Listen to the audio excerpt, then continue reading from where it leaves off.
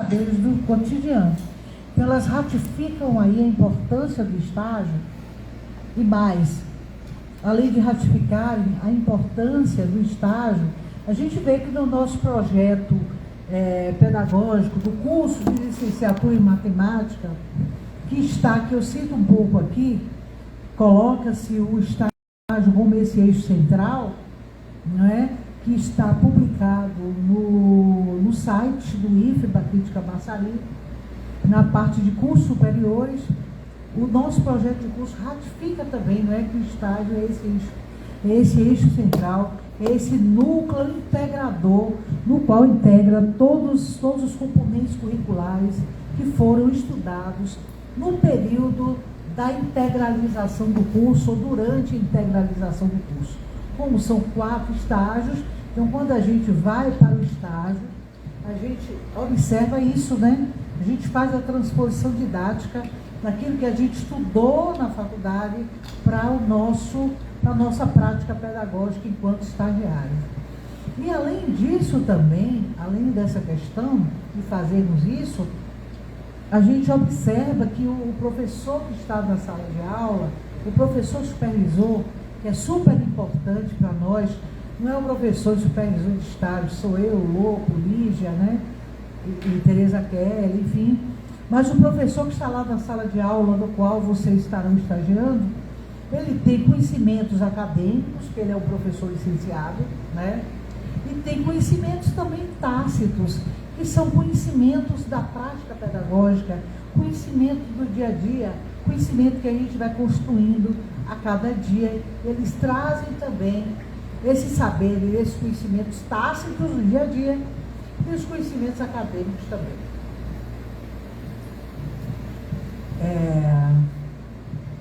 O estágio supervisionado, a gente sabe que é um requisito curricular, é um requisito acadêmico, indispensáveis para a conclusão, para a integralização, não é, dos cursos de licenciatura. Eu estou falando da matemática, mas também quem faz licenciatura em computação, o estágio na docência, para a licenciatura em computação. Fazem eletrotécnica. Isso, o estágio curricular dos cursos técnicos de eletrotécnica, né, de TI, os cursos subsequentes, os cursos integrados. Então, o estágio é um requisito, não é, essencial, não é, um requisito acadêmico. Se a gente não estagiar, a gente não conclui o curso e não se forma. E tem uma curiosidade sobre o estágio. Então, é um lugar onde se produz esse conhecimento, é um lugar que a gente constrói uma identidade profissional com aquela profissão que a gente faz, com aquela profissão que a gente vai seguir. Eu me lembro quando eu fiz o magistério, há 46 anos atrás, ai meu Deus, nem façam as contas, viu? Eu me lembro que eu queria seguir a carreira de psicólogo, eu queria ser psicólogo. Fiz o magistério, na época só tinha psicologia da Federal, eu passei em pedagogia, não passei em psicologia. E fiz o curso de pedagogia, mas já no magistério eu me identifiquei muito com a minha profissão. Eu me identifiquei muito, tanto que às vezes eu digo, meu Deus, eu já tenho 45 anos de serviço, meu Deus, eu já tenho, vou fazer 64 anos de idade, né? Meu Deus, eu queria estar começando agora. E eu juro para vocês, eu tenho assim uma certa tristeza de estar na carreira no final, né? Eu digo, não, mas eu tenho 64. Até 75, a compulsória, eu ainda tenho 11 anos aí pela frente. Eu juro que eu penso isso, viu, Louco? Então, Selma Garrido e Maria do Socorro Lima são 2 pedagogas. Elas falam muito do estágio na licenciatura, mas nós temos aqui outro público, né? Eletrotécnica, computação, TI, integrado. E eu diria assim, a gente, no momento de estágio, Tenório que já fez ali engenharia mecânica, né, Tenório? No momento do estágio, que a gente vai para o campo de estágio, é um momento de identificação com a profissão. Ou a gente se identifica com a profissão e faz como eu, fica para sempre. Hoje eu posso até fazer um curso de psicologia, tem tanta faculdade aí. Eu digo, não, mas eu estou tão feliz com a minha profissão, eu estou tão realizada com a minha profissão, eu não sinto necessidade de fazer outra, né? Outra profissão. E aí eu vejo que é um momento crucial. Quando a gente gosta da profissão, no momento de estágio, a gente permanece da profissão. Quando a gente não gosta, ou a gente deixa de imediato aquela profissão, ou busca uma outra profissão que a gente se identifique. E às vezes a nossa curiosidade é tão grande, como nos diz Freire, que a gente até busca outra profissão. Mas diz, bem, eu busquei, eu me formei, mas não me identifiquei. Eu me identifiquei com essa outra profissão que eu estou seguindo, tá? Então, se eu fizesse psicologia agora, se eu quiser fazer, eu posso fazer. Inclusive, diz que quem tem outra faculdade diminui, porque tem alguns créditos que a gente consegue, né? Estar aí aproveitando. Mas eu não sei mais, porque eu sou realizada como professora. Eu posso dizer isso. Eu sou uma profissional realizada. Eu tenho uma amiga que ela fazia, o filho dela fazia um curso de engenharia civil. E ele, assim, desanimado, sem querer fazer o estágio, aí ela arrumou um estágio para ele, com o primo, e o colocou para fazer o estágio. Ele fez um mês de estágio, a construtora que ele fez o estágio deu o certificado de estágio, para ele tentar fazer um aproveitamento da universidade, transformar estágio curricular, mas quando ele chegou na universidade, ele disse, bem, eu vou mudar de curso, eu não me identifiquei com a engenharia civil. Eu fui fazer o quê? Matemática aplicada à computação. Terminou o curso de matemática aplicada à computação. Depois ele disse, não, eu gosto da matemática pura, eu vou fazer a matemática pura. Aí fez a pura. Não, eu quero fazer a licenciatura em matemática. Eu vou fazer a licenciatura. Vai gostar de matemática assim longe, né, gente?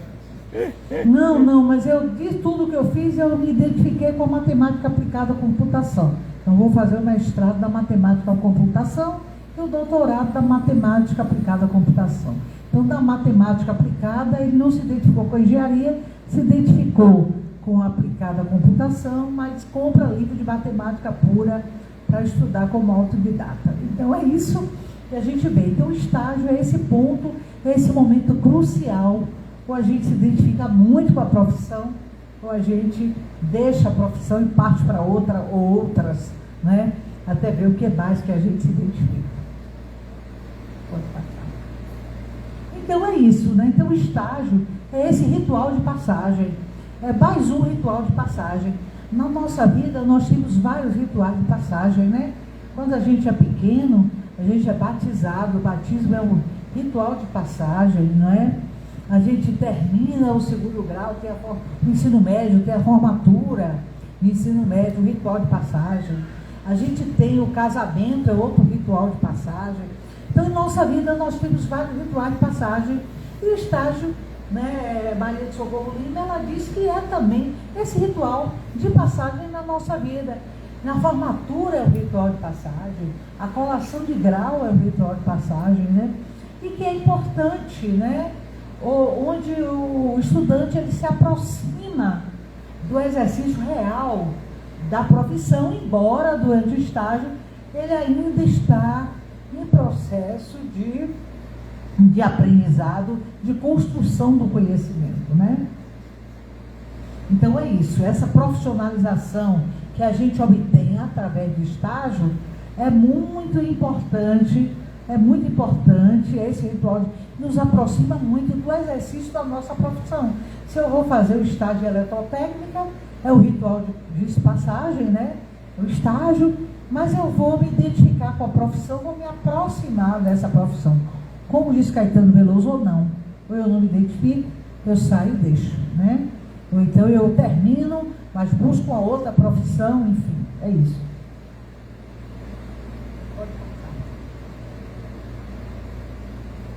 Bem, a gente vê que todo estágio é um encontro de duas culturas, não é? O encontro da cultura acadêmica, né, da cultura de tudo que vocês aprenderam na instituição, não é? Aqui, trazendo o IFBA, que vocês aprenderam aqui no IFBA, com outras culturas. No caso da licenciatura, as culturas educacionais, No caso de vocês, a cultura organizacional de cada empresa, né, que vocês trabalham, de cada instituição. Então, existe esse encontro entre essas duas culturas, né? Esse momento. E esse momento de integração, às vezes, é um momento que, às vezes, tem conflitos, tem desafios. A gente se depara com algumas situações que a gente nunca se deparou. E aí a gente tem que buscar de novo, estudar, conversar, dialogar com os colegas, com os professores, buscar alternativas, né? E o diálogo e a colaboração é super importante. Então pode trazer esses conflitos e desafios, mas eu asseguro para vocês que traz também muito aprendizado e muita satisfação pessoal. Eu tenho um sobrinho adolescente e ele, quando tinha assim, uns 15 anos, até quando ele começou a adolescência, ele gostava de testar a família, né? Ele gostava de dizer algumas coisas para nos chocar. É comum isso. Aí ele um dia chegou para mim e disse: olha, minha tia, eu odeio estudar. Aí ele pensou que eu ia brigar com ele. Não, você tem razão. Estudar é difícil mesmo. Eu sei que você preferia estar no shopping, brincando, jogando com os seus amigos, conversando no cinema, passeando com as suas amigas. Mas, meu filho, eu vou lhe dizer uma coisa: estudar é preciso, é necessário. E eu vou te dizer outra coisa: a satisfação que o conhecimento nos dá não tem preço. Ele cobre qualquer tipo de, de sacrifício, digamos assim, entre aspas, que a gente faça. Qualquer, digamos assim, claro, não é sacrifício, mas ele preferia estar na praia, ele preferia estar em outro lugar, né? Mas o conhecimento que a gente obtém através dos estudos, isso não tem preço. É difícil a gente, né, mensurar essa alegria, essa satisfação que nos dá. Pode colocar, passar, pode passar, gente. Então, ela diz assim que Lima, em 2008, um texto dela de 2008, ela diz o seguinte, que o estágio é complexo, né? Porque do estágio, ela diz que é uma negociação de valores e práticas. A gente vai com alguns valores, a cultura organizacional daquela instituição tem outros valores, não é? A gente, existe práticas diferentes entre a universidade e a instituição no qual a gente faz o estágio, seja ela escola, empresa. Então a gente faz sim essa negociação, não é? Entre esses valores e essas práticas, a prática mesmo do dia a dia no momento da execução do estágio.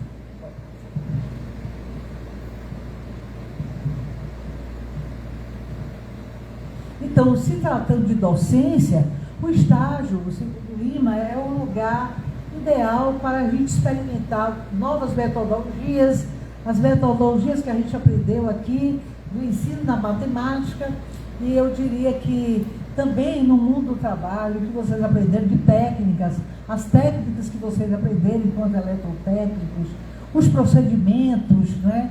Então a gente faz, não é? A gente experimenta aquilo que a gente aprendeu aqui, né?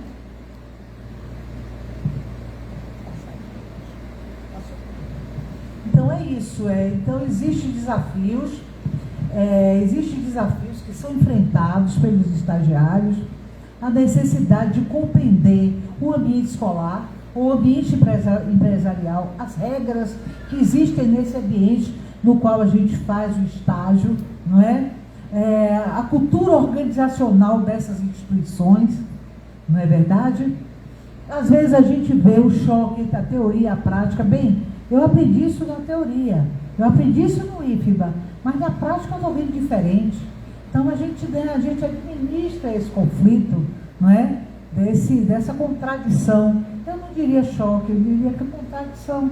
E isso é saudável, isso é a vida, não é? A gente passa por isso o tempo todo. E nós somos estagiários o tempo inteiro, estagiários da vida, não é? Por exemplo, a primeira vez que eu fiz uma viagem sozinha internacional, eu fui com o Google Tradutor, porque eu falo muito pouco espanhol, mas entendo um pouquinho, andei estudando pelo Duolingo, a curiosidade, mas nunca mais tive tempo de conseguir. Então eu entendo um pouco e me comunico um pouco, mas eu fui com o Google Tradutor e viajei sozinho de Portugal para a Espanha. Eu disse, será que eu vou conseguir chegar no hotel? Será que eu vou conseguir encontrar com meu filho no hotel? Então, naquele momento, eu era uma estagiária. E pela primeira vez eu estava experimentando, né, aquele trabalho. Recentemente, o meu filho ganhou um cachorrinho maltese. E ele o trouxe para dentro de casa e eu levei muito tempo e ainda estou estagiando como avó de pet. A minha filha levou o dela também para passar um mês e eu não devolvi mais, pedi pelo amor de Deus que deixe comigo. Então, sempre situações novas que a gente experimenta, nós estamos estagiando. Então, nós somos estagiários da vida o tempo inteiro, né? E é isso, e o tempo inteiro, como nos diz Piaget, com a teoria da equilibração, o tempo inteiro, quando nos deparamos em situações novas, a gente entra num processo de desequilibração. Ou seja, nos tira da zona de conforto, né? E aquilo nos causa um incômodo, né? Depois a gente começa a assimilar aquele conhecimento, assimilar aquela situação, encontrar uma saída, e depois a gente aprende, né? Que é uma fonte de aprendizado, a gente acomoda nas nossas estruturas mentais. E aí vem o processo de equilibração de novo. Hoje eu estou no processo de equilibração como vó de pet.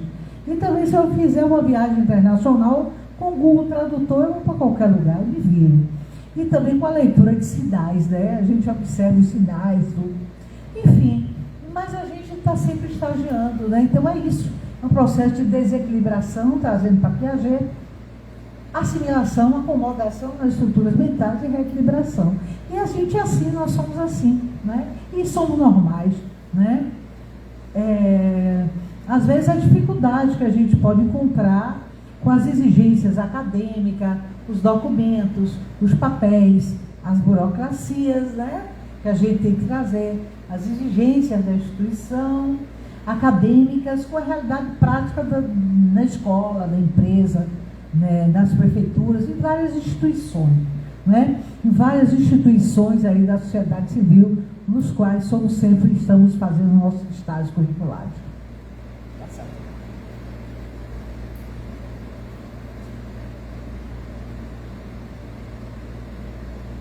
Bem, ela nos diz o seguinte, que o estágio deve ser meramente uma observação passiva, e nós devemos nos engajar ativamente nas atividades de planejamento e execução das aulas, no caso da licenciatura, mas de outras profissões, nas atividades referentes, inerentes às nossas profissões. E aí Pimenta diz a relação entre teoria e prática na formação docente. Ela fala a importância dessa unidade entre teoria e prática, não só na formação docente, né? No momento que a gente vai para o estágio, a gente vai colocar em prática aquilo que a gente também aprendeu, que a gente aprendeu na teoria, para que sejamos profissionais críticos, profissionais reflexivos, que façamos uma reflexão sobre essa prática, que façamos uma reflexão sobre a teoria que a gente aprendeu em nossas instituições. Então, ela nos chama a atenção em relação a isso, que quando a prática ela é desvinculada da teoria, corre o risco de se reduzir a nossa profissão, né, no exercício mecânico, sem a gente refletir sobre aquilo que estamos refletindo. É super importante que reflitamos sobre o que nós estamos fazendo, certo? Então, o estágio curricular é o estágio supervisionado é um componente curricular essencial para a formação de todos os profissionais, não é? Os licenciandos, os eletrotécnicos, de TI, no curso superior, no curso técnico, não é? Então, a gente proporciona uma aproximação gradual com a realidade do mundo do trabalho, seja ele escola, indústria, empresa, prefeitura, em várias instituições, que eu já falei, da sociedade civil, né? Então, a gente desenvolve no estágio também muitas habilidades práticas, né? E outra coisa que eu digo para vocês, Carlos Rodrigues Brandão, que faleceu recentemente, ele dizia uma coisa muito interessante. Ele dizia que ninguém escapa à educação. Na escola, na família, na igreja, em todas as instituições da sociedade civil, nós estamos educando e nos educando também.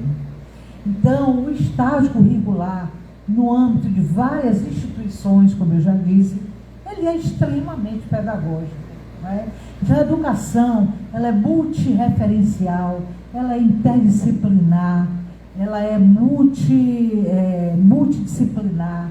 A educação é tudo, ela está em todos os espaços, em todas as instâncias, né, da sociedade civil e da sociedade política. Então, no caso, a supervisão docente é muito importante, né, tanto os professores daqui, os professores supervisores de estágio, os profissionais, no caso de vocês de outros cursos, que fazem também a supervisão de estágio, que fazem a orientação de estágio, as pessoas que acompanham vocês em seus locais de estágios, que são pessoas que têm muitos conhecimentos teóricos, acadêmicos e práticos, que vão estar aí contribuindo bastante para a formação profissional de vocês. Porque é um momento de troca, é um momento de reflexão, é um momento muito rico de aprendizado. Então é isso. É um momento de reflexão, de troca, de experiências, né? Entre profissionais mais experientes com o estagiário que está iniciando agora e vice-versa.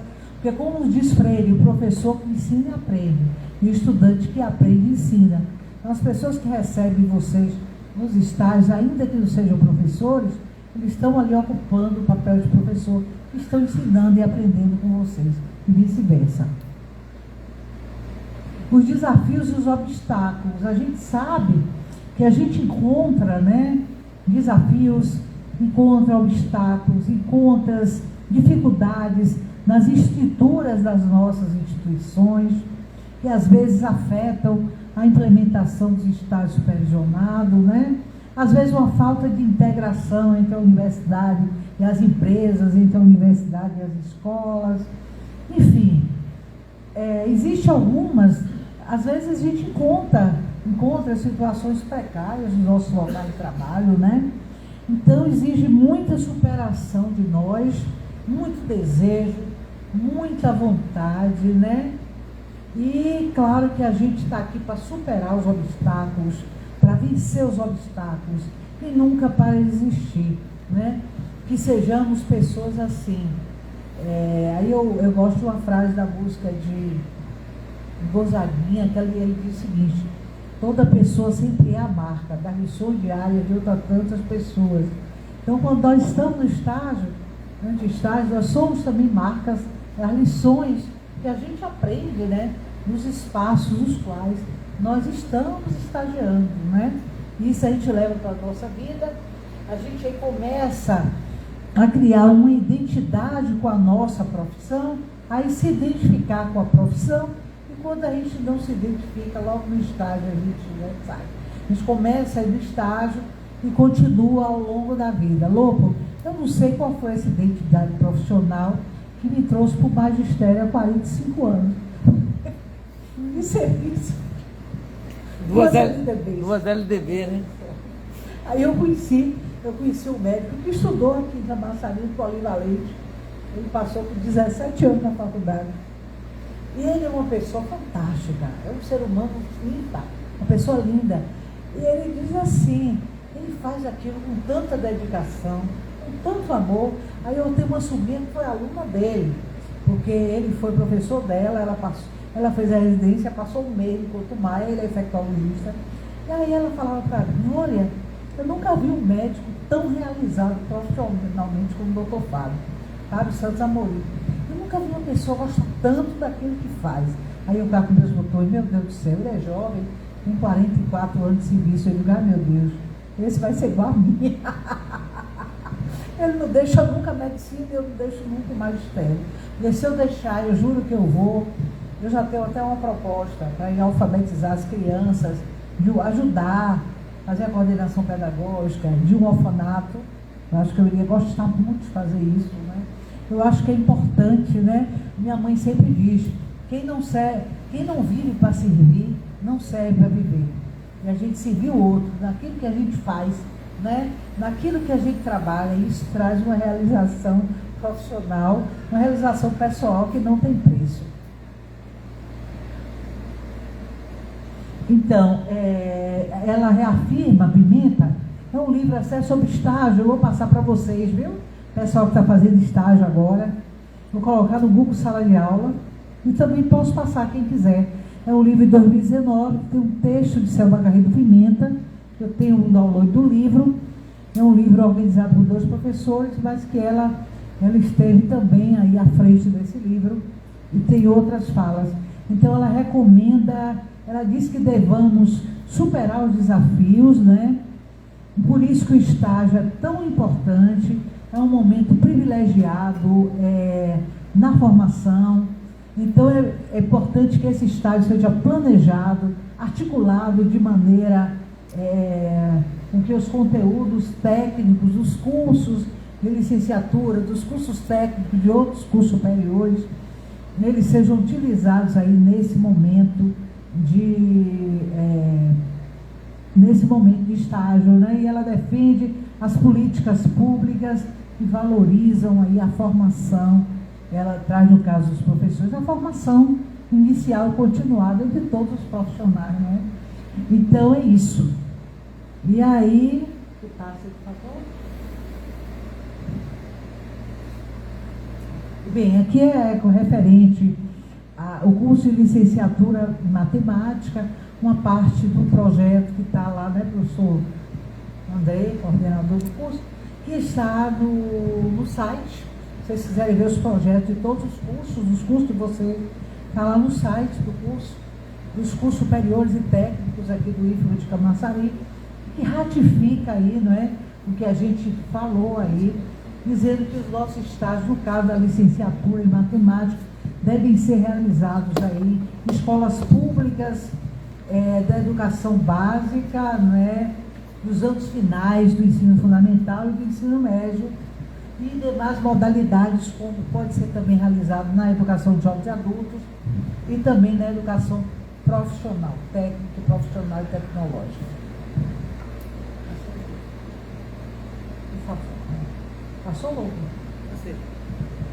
Então ele ratifica aí que o estágio é um conjunto de atividades de aprendizagem social, profissional, cultural, né, proporcionado ao estudante pela participação em situações reais. Eu acho que isso vale também para todos os cursos, né, do seu meio, sendo realizado na comunidade geral, né, no caso da licenciatura, nas escolas públicas, sob a responsabilidade da coordenação do professor orientador de estágio, né, que no caso eu já falei com os professores, da coordenação do curso, aqui o professor Andrei, e da coordenação geral de estágio aqui do IFBA, que é o professor Jailton, né, da direção geral, que estão aqui sempre conosco. Passe adiante, Lô. Eu já falei sobre isso, né? Ok, já passei, eu acho que eu repeti o slide. Passa aí, por favor. Então aí foram os livros, não é, que eu coloquei aqui. E esse último livro, Estágio Supervisionado, que foi inclusive publicado pela cátedra da Unesco, né? Foi a Unesco que publicou, e eu usei aí esse texto de Selma Garrido Pimenta, Estágio Supervisionado, Unidade e Prática dos cursos de licenciatura. O livro é Formação Docente, Fundamentos e Práticos do Estágio Supervisionado, e aí mais para a formação de professor. E tá as ordens, viu? Me lembrem de colocar, viu, Gilmar? De mandar para vocês lá do grupo, colocar no Google Sala de Aula. E quem tiver, está à disposição. Bem, gente, muito obrigada mais uma vez. Espero que eu tenha dado conta um pouquinho do recado, né? Vocês têm alguma pergunta?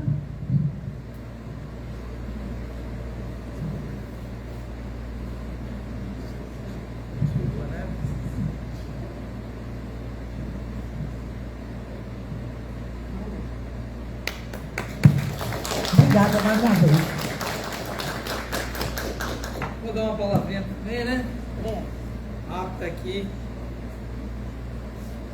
Se ela puder comandar ali. Comanda ali.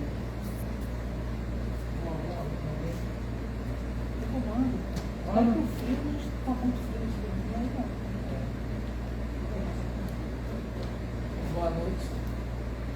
Boa noite, pessoal. Pessoal de eletrotécnica, né? Estagiaram já? Não, né? Tem que estagiar, obrigatório para formar o curso subsequente. Eu já fui coordenador de curso subsequente também. Vocês já podem, né? Também aproveitamento do trabalho, né? Fazer aí um relatório. Pessoal de matemática, nós tivemos a honra agora de assistir a palestra da nossa professora decana, né? Ela é realmente o nosso expoente aqui na licenciatura.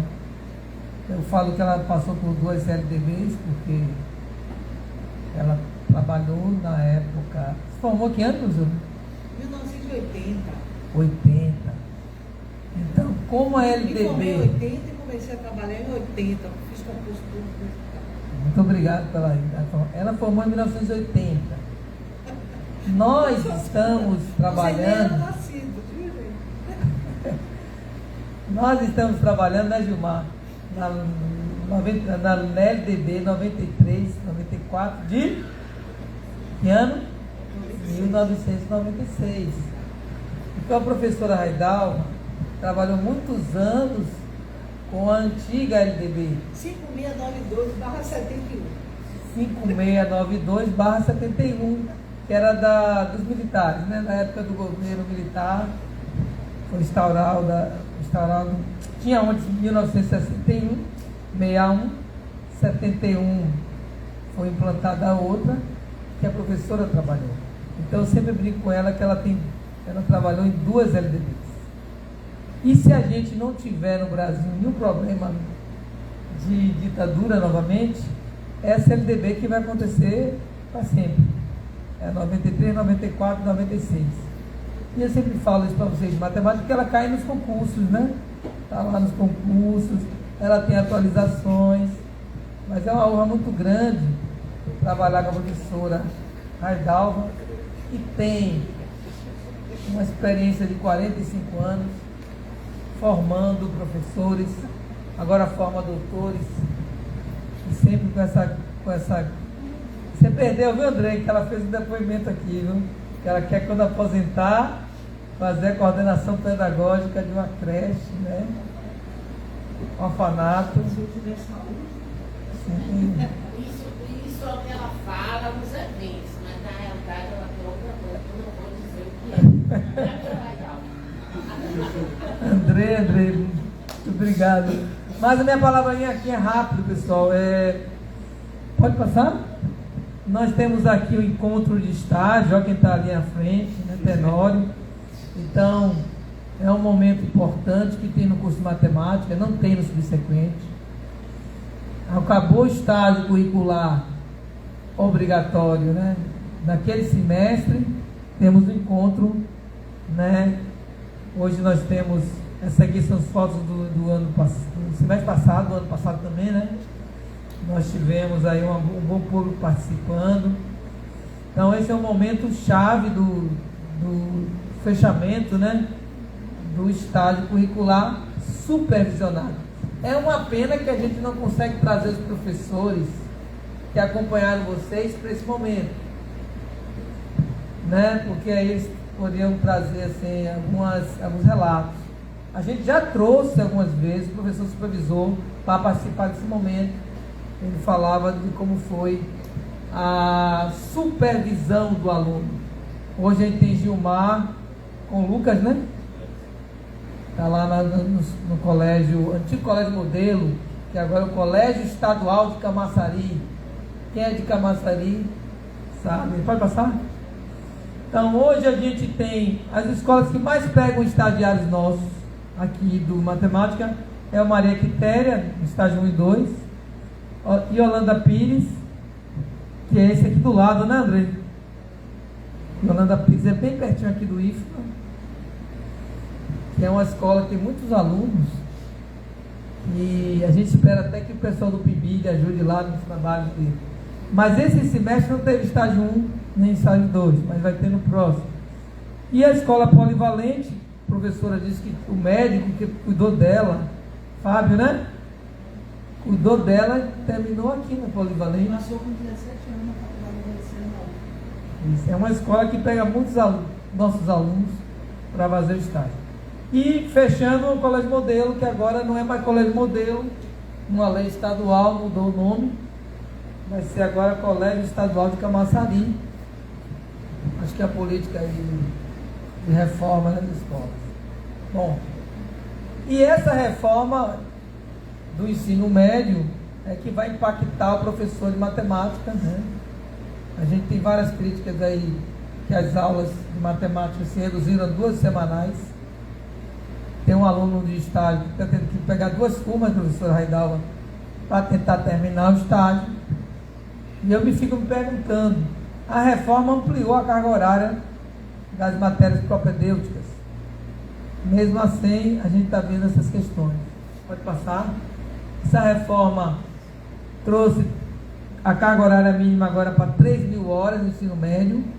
É denso isso, viu? Então você tem o ensino médio com mais horas, então a expectativa é que tenha mais conteúdos ligados ao Enem, né? Matemática e suas tecnologias e tal. 2.400 horas vão ser para a formação geral básica, que aí entra matemática, mas 600 são itinerários formativos. Mas esses itinerários têm que ter correlação com essa formação básica. Não pode ser conhecimentos diversos, soltos. Como é que se diz? Criação de site. Tem que ter alguma ligação com alguma questão ligada à formação, até porque o Enem continua com aquelas 4 eixos, né? Matemática e suas tecnologias, linguagem e suas tecnologias e as outras áreas. Pode caminhar aí? Que são esses aqui são do Enem, né? Ciências da natureza, suas tecnologias, ciências humanas e sociais aplicadas. Isso aqui é o Enem. Então, a lei diz, olha, você vai dar um itinerário lá, que ele tem associação com essas áreas aqui. Ah, não, eu vou dar um curso técnico. Opa! Está aqui na última linha, não sei se vocês estão vendo, que é uma das áreas, e a gente tem no IFBA aqui, o curso técnicos integrados, né? Pode passar? Então, na formação técnica, para fazer um eletrotécnico mesmo, o mínimo é 1.200 horas, vocês aí, 4 semestres de 300 horas. Então, você fecha aí as 1.200 horas para vocês terminarem o curso subsequente. Ah, e no integrado, tem que puxar essas 1.200 e espalhar lá no curso integrado, que é o curso que tem aqui também no livro. Então, no integrado tem que fechar as 3.000 horas. Então, vocês subsequentes só 1.200 mesmo. Pode chegar aí e caminhar, né? Sendo que aí, quem for para a educação profissional integrada, tem que dedicar 2.100 horas à formação geral básica, aquela que tem matemática e tal. Nós estamos vivendo na rede pública o primeiro ano dessa reforma, tá? Aí o ano que vem entra o segundo ano, terceiro ano. Então nossos alunos às vezes estão nesse dilema, o professor também está se adaptando. Eu não sei se está acontecendo lá com o Lucas, que é o supervisor. Então ele está tendo que se adaptar a essa mudança. A gente espera que traga melhoras aqui para o ensino médio, que realmente impactou no Enem a última reforma de 2017, na época do governo Temer. Trouxe prejuízos para quem estudava na escola pública. Pode caminhar? Bom, isso aqui é mais informação geral, pode caminhar aí. E aí tem essa formação geral básica que está ligada à BNCC. Aí o pessoal de matemática está ligado, né? Eu sempre falo da BNCC, que é a Base Nacional Curricular Comum. Eu falo, faça o seu plano de aula, coloque aqui as habilidades. Eu não peço para botar nem as competências, mas tem um grupo de competências também. Não é mais conteúdo. É o que agora? Vamos ver se o pessoal de matemática assim. Conteúdo. Objeto de conhecimento. Conteúdo. Sinônimo. Mas como a gente ainda está na LDB de 71, que chama a componente curricular de disciplina, a gente ainda chama assim, né? Um dia a gente vai superar isso, porque não é disciplina mais, é componente curricular. Mas a gente continua chamando de disciplina. Pelo menos a gente mudou, né? Não chama mais segundo grau, né? Não chama ensino médio, né? Algumas vezes a gente tem um erro assim, no segundo grau, mas não é segundo grau, não é mais terceiro grau, ensino superior. Mas o correto não é mais chamar, eu nem falo isso muito nas aulas, o conteúdo é objeto de conhecimento. Ah, tá ficando bonita as palavras, isso é meio que sem utilidade. Não é para dar mais significado. A verdade é essa, é para dar mais significado. Então a ideia é que haja sempre uma evolução. Então, quando vocês forem ministrar, não é mais conteúdo, mas é objeto de conhecimento. A BNCC, queira ou não, vai mudar o curso de matemática. O professor ali, Andrei, está reformando o curso. Pode passar. Está reformando, ele tem que colocar aí as novas diretrizes curriculares. Pode caminhar no slide. Que traz, 880 horas para fazer um professor de qualquer área, viu? No Brasil inteiro. Vou fazer um curso de química, matemática. 880 horas a formação geral. O professor Andrei estava me contando que vai ter um núcleo comum no IFBA inteiro, né? Para todas as licenciaturas. Todas as licenciaturas, todos os cursos. Matemática, geografia, física, vai ter essas oficinas iguais. Então isso vai dar até uma certa mobilidade, né? Entre os alunos. E vai até otimizar o professor. Isso aqui é para formar o professor, né? São 3.200 horas. O nosso curso é até mais, André, tem que reduzir para 3.200. Que é o mínimo, tá bom. 1.600 aí para a área de matemática, conhecimento específico, né? Inclusive tem a parte que você pode ter as aulas, a modalidade à distância. 320 horas, isso aqui que vai ser as nossas ASECs. Pode ser que vocês se deparem com essa mudança no curso, mas vocês são matriz. Vocês são matriz nova que já virou antiga, né? Que é as ASECs. Você tem que ter atividade, projeto de extensão, de desempenhar a extensão. Andrei está trabalhando isso com a NDE. E as 400 horas obrigatórias de estágio, que a professora relatou bem, trouxe aqui alguns autores que falam da importância do estágio. O estágio é levar a teoria à prática. Então, não tem como a gente fugir disso. E esses novos programas, com novas diretrizes, elas querem que o aluno já esteja inserido o mais rápido possível dentro da escola. Agora, o aluno de matemática vai começar a estagiar no 5º semestre. Mas, segundo essas diretrizes, Andrei, tem que jogar os alunos desde o 1º semestre, nem que seja para observação, não sei, 50 horas, 30 horas de observação. Aí, professor, o aluno de matemática vai começar a fazer os relatos. A escola, o professor trabalha assim, muito centrado, a metodologia dele é muito centrada nele, as provas são isso. Vou falar das dificuldades que vocês vivem na escola. Então, as novas diretrizes querem que levar o 1º semestre o aluno já para a escola, né? Isso é muito importante. Além disso, tem o PIBID, né? Muitos aqui são PIBID, que é um programa fantástico de iniciação à docência. Então, provavelmente, mais cedo esses alunos do PIBID vão entrar. Você é PIBID? Gente, basicamente era isso que eu queria discutir com vocês de matemática, o pessoal de subsequente. A gente conseguiu fazer algumas pontes. Tem mais alguma coisa aí? Pode passar? Não, nem botei nem referências. Que é LDB, a BNCC. Mas está na cabeça, né? As DCCMs, BNCC. E mais do que tudo isso, gente, agradecer a presença de vocês, do coordenador Vem cá, coordenador, por favor, para você sair no nosso vídeo. Para sair no nosso vídeo. Estou vendo. Está aqui no nosso Instagram do curso. Depois a gente coloca no YouTube. Andrei, com a palavra, eu queria agradecer a presença dele, né, que está aí na frente do curso. Responsabilidade grande de comandar. São quantos professores, Andrei? 67. Professores do curso? Da escola. Da escola. Mas nosso curso acho que é uns 25, né? 26.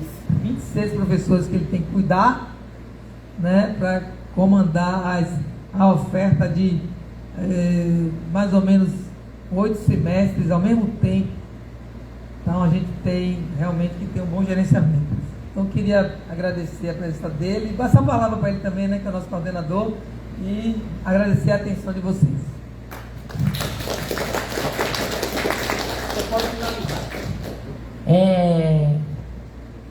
Me chamou a atenção, professor Alexandre, evento maravilhoso, né? Agora sim, poderia ter mais gente aqui, né? Mas enfim, é isso mesmo.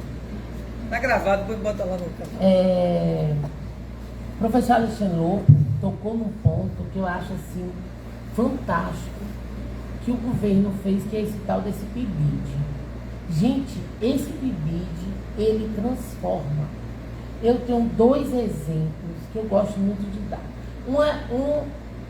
Em geometria espacial, uma aluna aqui trabalha muito, ela não tinha muito tempo de estudar, Tatiana, em Portugal. Você fala isso. Aí, ela assistindo minha aula, ela participando das demonstrações, ela entendendo, ela respondendo. Eu fiz, Tati, você está diferente.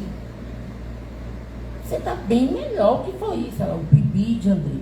Porque para a gente atuar no PIBID, mesmo sendo na educação básica, o aluno ele tem que mergulhar ali, ele tem que estudar, né, para lidar com o adolescente, entendeu? Então ele termina naturalmente criando um alicerce, entendeu? O segundo exemplo é Fabiana, que ali está. Palmas para ela!